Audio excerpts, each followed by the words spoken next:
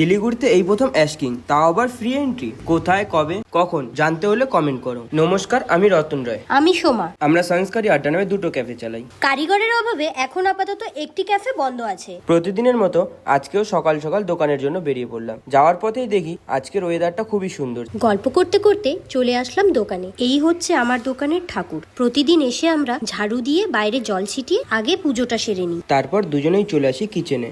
কিচেনে এসে ওর মতন করে ঝটপট করে মালগুলো রেডি করে, তার সাথে সাথে চাউমিনটাও ফটাফট করে রেডি করে ফেলে। ও যখন কাজ করে ওর কোনো দিকেই ধ্যান থাকে না, ও নিজের কাজেই খুব ব্যস্ত থাকে। চাউমিনটা বানাতে বানাতে চলে আসে কাস্টমারের অর্ডার, তো আমি ফটাফট করে কাস্টমারের অর্ডারগুলো বানিয়ে দিই। তারপর আমি ওর জন্য বানাই কফি আর নিজের জন্য বানাই জুস। জুসটা খেয়ে তারপর আমি চলে যাই দোকানে। সেখান থেকে কিছু জিনিসপত্র নেওয়ার পর আমি ফটাফট হাঁটতে হাঁটতে চলে আসি ক্যাফেতে। দোকানে এসেই দেখি প্রচুর ভিড়। এরপর সমস্ত অর্ডার ক্লিয়ার করে রাতে দোকান গুছিয়ে আমরা বেরিয়ে পড়ি বাড়ির উদ্দেশ্যে। ভিডিওটা ভালো লাগলে লাইক কমেন্ট শেয়ার করো, আর দেখা হচ্ছে পরের ভিডিওতে।